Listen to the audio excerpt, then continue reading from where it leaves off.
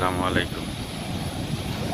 কাপ্তাই বাঁধ ছেড়ে দেওয়ার কারণে কর্ণফুলী নদীতে যে পরিমাণ ঢেউয়ের নীলাখেলা দেখা যাচ্ছে, এর সাথেই আপনার আরও দেখা যাচ্ছে প্রচুর মাছের পরিমাণ, যে কারণে গ্রামবাসীরা খুবই আনন্দিত।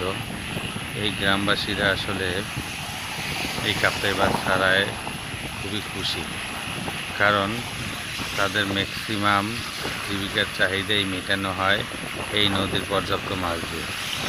তো যখন কাপ্তাই বাঁধ ছাড়া হয় তখন নদীতে প্রচুর পরিমাণে মাছ পড়ে, এতে জেলে সম্প্রদায় খুবই আনন্দিত থাকে। তারা আনন্দের সহিত তাদের মাছগুলো ধরে থাকে। তো এগুলো আসলে সরাসরি দেখলে কিছুই বোঝা যায়, যা দূর থেকে উপলব্ধি করা যায় না। ধন্যবাদ।